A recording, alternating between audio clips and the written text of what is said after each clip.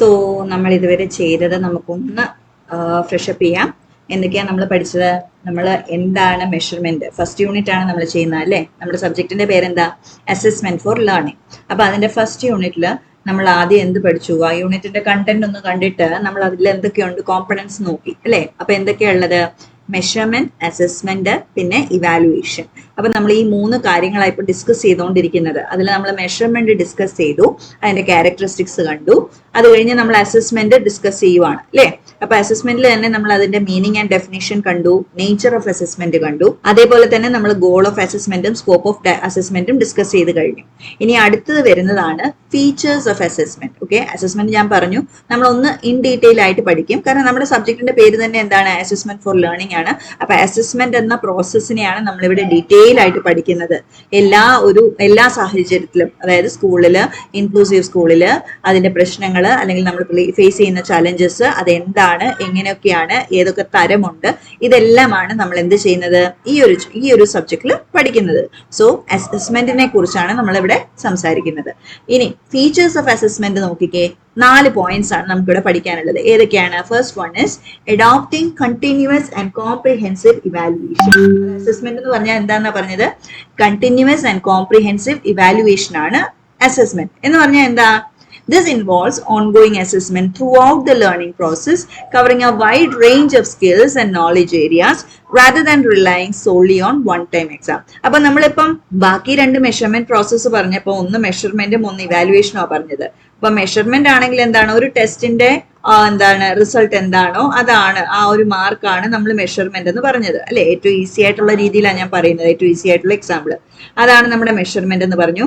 അപ്പം അതേപോലെ തന്നെ ഇവാലുവേഷൻ എന്താണ്? ഒരു ജഡ്ജ്മെന്റ് പാസ് ചെയ്യാണ് അല്ലെ? എല്ലാത്തിന്റെയും ബേസിസിൽ ഒരു ജഡ്ജ്മെന്റ് പാസ് ചെയ്യുന്നതാണ് ഇവാലുവേഷൻ എന്ന് പറഞ്ഞു.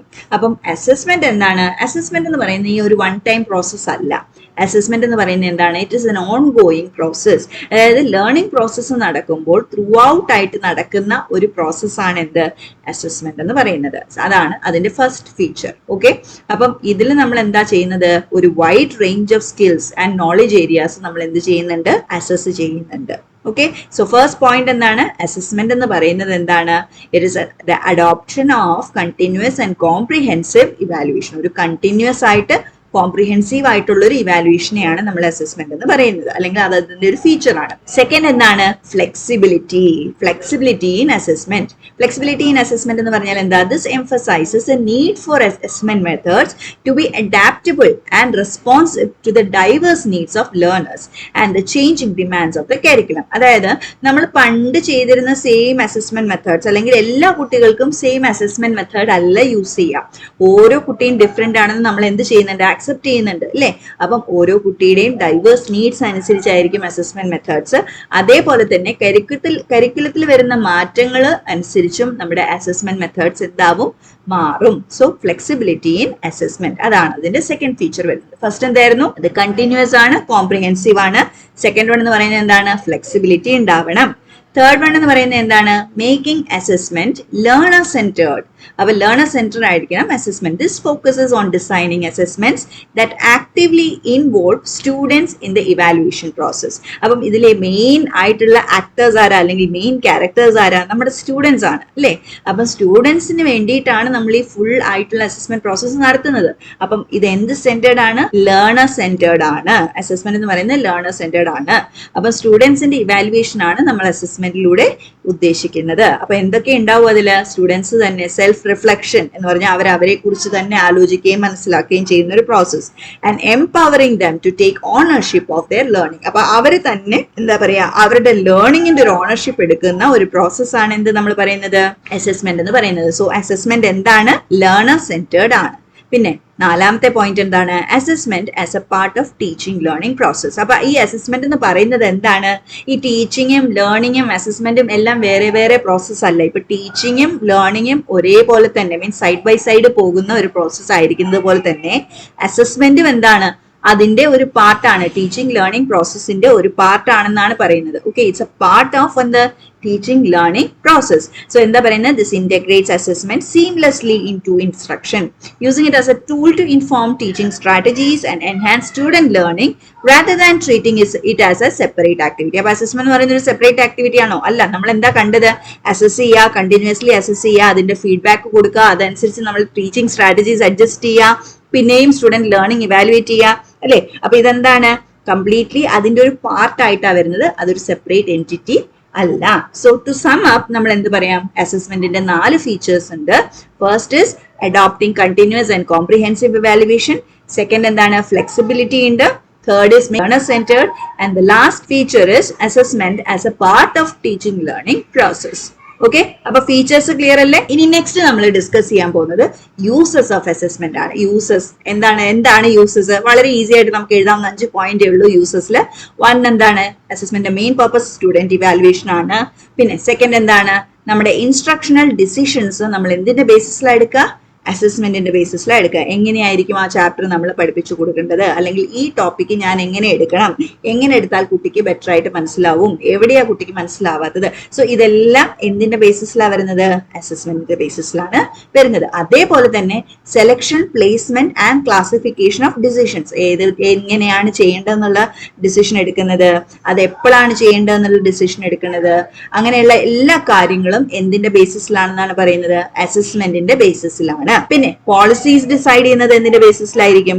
അസസ്മെന്റിന്റെ ബേസിസിലായിരിക്കും. ക്ലാസ്സിൽ എങ്ങനെയായിരിക്കണം, ഇതിന്റെ ടെസ്റ്റ് എങ്ങനെ നടത്തണം, ഏതൊക്കെ പോയിന്റ്സ് ആണ് നമ്മൾ അവിടെ ചെക്ക് ചെയ്യേണ്ടത്, ഒബ്ജക്റ്റീവ് ആണെന്ന് നമ്മൾ പറഞ്ഞു അല്ലേ? അപ്പം അതെന്താണ്, ഏതൊക്കെ പോയിന്റ്സ് ആണ് നമ്മൾ എംഫസൈസ് ചെയ്യേണ്ടത്, ഏതാണ് നമ്മുടെ ലേണിംഗ് ഔട്ട്കംസ് സെറ്റ് ചെയ്തിട്ട് അതിനനുസരിച്ചുള്ള അസസ്മെന്റ് പ്രോസസ് എന്തായിരിക്കണം, ഇതെല്ലാം എന്ത് ബേസിസിലാണ്? അസസ്മെന്റിന്റെ ബേസിസിലാണ്. പിന്നെ ലാസ്റ്റ് വൺ എന്താണ്? Counselling and guidance decisions. അതായത് സ്റ്റുഡൻസിനെ കൗൺസിൽ ചെയ്യുകയും അവരെ ഗൈഡ് ചെയ്യുകയും ചെയ്യുന്നത് അവരുടെ സ്ട്രെങ്ത് ആൻഡ് വീക്ക്നെസ്സസ് എല്ലാം അറിഞ്ഞുകൊണ്ടായിരിക്കണം അല്ലേ? അവർക്ക് എന്തൊക്കെ അറിയാം, എന്തൊക്കെ അറിയില്ല, ഏതാണ് അവരുടെ സ്ട്രോങ് പോയിന്റ്സ്, ഇതൊക്കെ ബേസ് ചെയ്തിട്ടല്ലേ നമ്മൾ സ്റ്റുഡൻസിന് എന്തെങ്കിലും പറഞ്ഞു കൊടുക്കുക, എന്തെങ്കിലും കൗൺസിലിംഗ് കൊടുക്കുന്നത്, അല്ലെ ഗൈഡൻസ് കൊടുക്കുന്നത്.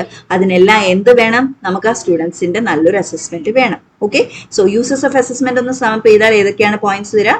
സ്റ്റുഡന്റ് ഇവാലുവേഷൻ ഉണ്ട്, ഇൻസ്ട്രക്ഷണൽ ഡിസിഷൻസ് ഉണ്ട്, selection, placement and classification of decisions ഉണ്ട്, policy decision and counselling and guidance decision. So basically ഇതെന്താണ്? ഒരു ഡിസിഷൻ മേക്കിംഗ് പ്രോസസ്സും സ്റ്റുഡന്റ് ഇവാലുവേഷൻ പ്രോസസ്സുമാണ് അസസ്മെന്റ് നമുക്ക് അസിസ്റ്റ് ചെയ്ത് തരുന്നത്. ഓക്കെ, സോ ഇതും ക്ലിയർ ആണെന്ന് വിചാരിക്കുന്നു.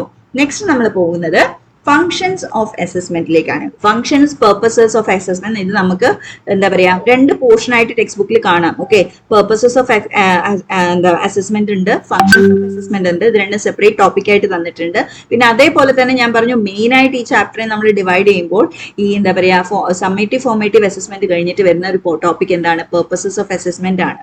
ഓക്കെ, സോ ഈ ഒരു 3 ടോപ്പിക്കിലും കൂടെ നമുക്ക് ഈ പോയിന്റ്സ് എലോബറേറ്റ് ചെയ്ത് എഴുതാം. ഇത് വലിയൊരു ആൻസർ ഒരു 10 മാർക്ക് ക്വസ്റ്റ്യൻ ആയിട്ട് വരാൻ പ്രോബബിലിറ്റി ഉണ്ട്. കണ്ടല്ലോ എത്ര പോയിന്റ്സ് ഉണ്ട്.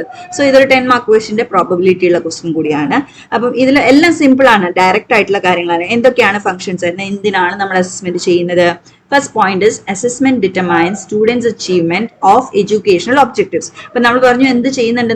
നമ്മളൊരു എഡ്യൂക്കേഷണൽ ഒബ്ജക്റ്റീവ് സെറ്റ് ചെയ്യുന്നുണ്ട്. അപ്പം ഈ സെറ്റ് ചെയ്ത എഡ്യൂക്കേഷണൽ ഒബ്ജക്റ്റീവ് എത്രമാത്രം സ്റ്റുഡന്റ് അച്ചീവ് ചെയ്തു എന്നറിയുന്നത് എന്തിലൂടെയാണ്?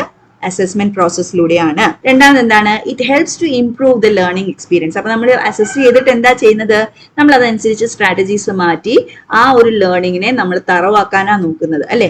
അറിയാവുന്നത് നന്നായിട്ട് അറിയുകയും അറിയാത്തത് ഒന്നും കൂടെ പറഞ്ഞു കൊടുക്കുകയും ചെയ്യുന്ന പ്രോസസ് ആയിരിക്കും അല്ലെ? അങ്ങനെ ആയിരിക്കും നമ്മൾ സ്ട്രാറ്റജി മാറ്റുന്നത്. അതല്ലെങ്കിൽ വേറെ രീതിയിൽ പറഞ്ഞു കൊടുക്കുക, അങ്ങനെയൊക്കെ ആയിരിക്കും. സോ അതിലൂടെ ഒക്കെ എന്താ സംഭവിക്കുന്നത്? ലേണിംഗ് എന്ന പ്രോസസ്സ് ബെറ്റർ ആവുകയാണ് ചെയ്യുന്നത്. തേർഡ് വൺ എന്താണ്? It helps in planning and directing the learning experience. അപ്പൊ എന്താണ്? ലേണിംഗ് എക്സ്പീരിയൻസ് ഇംപ്രൂവ് ചെയ്യുമ്പോൾ എങ്ങനെയാണ് അത് ഇംപ്രൂവ് ആവുന്നത്? നമുക്കത് അസസ്മെന്റിലൂടെ പ്ലാൻ ചെയ്യാനും പറ്റുന്നുണ്ട്, അതിനൊരു ഡയറക്ഷൻ കൊടുക്കാനും പറ്റുന്നുണ്ട്. അപ്പൊ നമ്മുടെ ലേണിംഗ് എക്സ്പീരിയൻസ് എന്തായി? ഇംപ്രൂവ്ഡ് ആയി, പ്ലാൻഡ് ആയി, ഡയറക്റ്റഡ് ആയി. ഓക്കെ, ഇനി നെക്സ്റ്റ് പറയുന്നത് determines the most appropriate method conducive to learning. അതായത് ഏറ്റവും ബെസ്റ്റ് മെത്തേഡ് എന്താണെന്നും നമുക്ക് എന്തെന്ന് മനസ്സിലാക്കാം? അസസ്മെന്റിലൂടെ മനസ്സിലാക്കാം. ഇപ്പൊ ന്യൂമറിക്കൽസ് അറിയാത്തത് ഒരു കുട്ടിക്ക്, അല്ലെങ്കിൽ തിയറി അറിയാം, തിയറി ആൻസേഴ്സ്, ഷോർട്ട് ആൻസേഴ്സ് എല്ലാം എഴുതുന്നുണ്ട്, പക്ഷെ ന്യൂമറിക്കൽസ് ഒരു കുട്ടിക്ക് ചെയ്യാൻ പറ്റുന്നില്ല. അങ്ങനെ ആകുമ്പോൾ നമ്മൾ എന്താ ചെയ്യാം? നമ്മൾ ന്യൂമറിക്കൽ ക്വസ്റ്റ്യൻസ് കൂടുതലായിട്ട് കൊടുക്കും അല്ലേ? അപ്പം അതെന്താണ്, നമുക്ക് ആ ഒരു അപ്രോപ്രിയേറ്റ് ആയിട്ട് ഏത് മെത്തേഡാണ് അല്ലെങ്കിൽ എന്താണ് ആ കുട്ടിക്ക് കൊടുക്കേണ്ടത് എന്നുള്ളത് നമുക്ക് എവിടുന്ന് മനസ്സിലാവും? അസസ്മെന്റിലൂടെ മനസ്സിലാകും. പിന്നെ എന്താണ്? It keeps track of the day to day progress of the learner. Assessment എന്ന് പറയുന്നത് നമ്മൾ പറഞ്ഞു എന്താണ്, ഒരു കണ്ടിന്യൂസ് പ്രോസസ് ആണെന്ന് പറഞ്ഞു അല്ലെ? ഇതായത് കണ്ടിന്യൂസ് ആൻഡ് കോംപ്രിഹെൻസീവ് ആയിട്ടുള്ള ഒരു പ്രോസസ് ആണ്, അല്ലാതെ ഒരു വൺ എക്സാം അല്ലല്ലോ. അപ്പൊ എന്താണ്, നമുക്കൊരു പ്രോഗ്രസ് ഓഫ് ദ ലേണർ എന്തിൽ നിന്ന് മനസ്സിലാക്കാം? ഈ അസസ്മെന്റ് പ്രോസസ്സിൽ നിന്ന് മനസ്സിലാക്കാം. നെക്സ്റ്റ് എന്താണ്? It finds out the position of an individual in the curriculum. അതായത് ഒരു ഇൻഡിവിജ്വൽ എത്രമാത്രം പഠിച്ചിട്ടുണ്ട്, അല്ലെങ്കിൽ എവിടെയാണ് നിൽക്കുന്നത്. നമ്മൾ പലപ്പോഴും പറയുന്ന ഒരു വേർഡ് അല്ലേ ഇത്, എവിടെയാണ് നിൽക്കുന്നതെന്ന് നമുക്ക് എവിടെ നിന്ന് മനസ്സിലാക്കാം? അസസ്മെന്റിലൂടെ മനസ്സിലാക്കാം. Assessments reinforce learning for the student. അപ്പം അസസ്മെന്റ്സ് എന്താ ചെയ്യുന്നത്? ഒന്ന് ഉറപ്പുവരുത്തുകയാണ് അല്ലെ? നമ്മൾ റീഎൻഫോഴ്സ് ചെയ്യാന്ന് പറഞ്ഞാൽ എന്താണ്? ഒന്നുകൂടെ ഉറപ്പുവരുത്തുക. അപ്പം നമ്മൾ ആ ഒബ്ജക്റ്റീവ് സെറ്റ് ചെയ്തതെല്ലാം അച്ചീവ് ചെയ്തോ എന്ന് ഒന്നുകൂടെ ഉറപ്പുവരുത്തുന്നത് എന്തിലൂടെയാണ്? അസസ്മെന്റ്സിലൂടെയാണ്. നെക്സ്റ്റ് എന്താണ്? It pinpoints difficulties being faced by a weak learner. അപ്പൊ ഒരു വീക്ക് ലേണർ ഫേസ് ചെയ്യുന്ന ഡിഫിക്കൽട്ടീസ് എല്ലാം അസസ്മെന്റിന് എന്ത് ചെയ്യാം? പോയിന്റ് ഔട്ട് ചെയ്ത് തരാം. അതായത് നമ്മളിപ്പോ ഒരു പേപ്പർ ഇവാലുവേറ്റ് ചെയ്യുമ്പോൾ നമുക്കറിയാം ഏത് പോർഷനാണ് ആ കുട്ടിക്ക് അറിയാത്തത് എന്ന് നമുക്ക് മനസ്സിലാവില്ലേ? അപ്പം ആ ഒരു പിൻ പോയിന്റ് ചെയ്ത് തരുന്നുണ്ട് എന്ത്? അസസ്മെന്റ്. പിന്നെ എന്താ? It motivates learner to study more and more. Motivation തരുന്ന നമ്മൾ ഗോൾസിൽ പറഞ്ഞു അല്ലേ? അപ്പൊ അസസ്മെന്റ് എന്തിനൊക്കെയുള്ള, നമ്മൾ 3 ഗോൾസ് അല്ലേ പറഞ്ഞത് അസസ്മെന്റിന്? അതിൽ രണ്ടാമത്തെ ഗോൾ എന്തായിരുന്നു? ഇറ്റ് മോട്ടിവേറ്റ്സ് ദ ലേണർ അല്ലേ? സോ അസസ്മെന്റ് എന്ത് ചെയ്യും? ലേണറിനെ കൂടുതൽ പഠിക്കാനായിട്ട് മോട്ടിവേറ്റ് ചെയ്യും. നെക്സ്റ്റ് എന്താണ്? It helps in the modification of instructional strategies. അപ്പൊ ഇതുവരെ നമ്മൾ സ്റ്റുഡന്റിന്റെ പോർഷൻസ് അല്ലെങ്കിൽ സ്റ്റുഡന്റിന്റെ പാർട്ട് എന്ന് പറഞ്ഞു. ഇനി നോക്കിക്കേ അടുത്ത എന്താ പറയുന്നതെന്ന്. It helps in the modification of instructional strategies. അതായത് ടീച്ചർ ഏത് രീതിയിൽ പഠിപ്പിക്കണം, അല്ലെങ്കിൽ എങ്ങനെ ആ ഒരു പോയിന്റ് ആ കുട്ടിക്ക് മനസ്സിലാക്കിച്ചു കൊടുക്കണം എന്നുള്ളത് നമുക്ക് അസസ്മെന്റിന്റെ ബേസിസിൽ തീരുമാനിക്കാം. പിന്നെ എന്താണ്? It tries to locate the specific area of weakness of a pupil in a given course of instruction and tries to provide remedial measures. അപ്പൊ റെമഡിയൽ മെഷേഴ്സ് വേണമെങ്കിൽ, അതായത് ഒരു പോർഷൻ ഒരു കുട്ടിക്ക് മനസ്സിലായിട്ടില്ലെങ്കിൽ അവിടെ സ്പെസിഫിക് ഏരിയയിൽ വർക്ക് ചെയ്യാനും ആ വീക്ക്നെസ് പോയിന്റ് ഔട്ട് ചെയ്യാനും അവിടെ വർക്ക് ചെയ്യാനും റെമഡിയൽ മെഷേഴ്സ് എടുക്കാനും അസസ്മെന്റ് സഹായിക്കും. പിന്നെ എന്താണ്? It assigns a grade to the pupil. അതായത് എന്താണ്? ഒരു ഗ്രേഡ് അസൈൻ ചെയ്യാൻ ഹെൽപ്പ് ചെയ്യും. It is concern with promoting pupil to the next class. അപ്പം കണ്ടിന്യൂസ് അസസ്മെന്റ്സിലൂടെ നമ്മൾ എന്ത് ചെയ്യാം? ഇൻസ്ട്രക്ഷൻ ഒബ്ജക്റ്റീവ്സ് അല്ലെങ്കിൽ എഡ്യൂക്കേഷൻ ഒബ്ജക്റ്റീവ്സ് അച്ചീവ് ചെയ്ത് നെക്സ്റ്റ് ഗ്രേഡിലേക്ക് ആ കുട്ടിയെ ആക്കി കൊടുക്കാൻ, അല്ലെങ്കിൽ ഇവിടെ വേണ്ട സ്കിൽസ് എല്ലാം അക്വയർ ചെയ്യിപ്പിക്കാൻ നമുക്ക് എന്തിലൂടെ കഴിയും? അസസ്മെന്റിലൂടെ കഴിയും. It helps to select a pupil for a different goals after completion of a particular course he is pursuing. അപ്പൊ നമ്മളിപ്പോ നോക്കുക, ഞാൻ പറയാണ് ഫോർ എക്സാമ്പിൾ, ഞാനിപ്പോ പഠിച്ചത് ഇംഗ്ലീഷ് ആണ്, പക്ഷെ എനിക്ക് ഇനി പഠിക്കേണ്ടത് ഫിസിക്സ് ആണ്. അപ്പൊ ഞാൻ എന്ത് ചെയ്യും? ഒരു അസസ്മെന്റ് ടെസ്റ്റിലൂടെ പാസ് ചെയ്യും. അതായത് ആ അസസ്മെന്റ് ടെസ്റ്റിൽ മേ ബി എനിക്ക് എന്തൊക്കെ അവർ അസസ് ചെയ്യുന്നുണ്ടാവും? ന്യൂമറിക്കൽ സ്കിൽസ് ഉണ്ടോ, തിയററ്റിക്കൽ സ്കിൽസ് ഉണ്ടോ, എനിക്ക് എന്താ പറയാ ക്രിട്ടിക്കലി ചിന്തിക്കാനുള്ള കഴിവുണ്ടോ, ഫിസിക്സ് എനിക്ക് ഹാൻഡിൽ ചെയ്യാൻ പറ്റുമോ എന്നുള്ളൊരു അസസ്മെന്റ് ടെസ്റ്റിലൂടെ അവർക്ക് എന്ത് ഡിസൈഡ് ചെയ്യാം?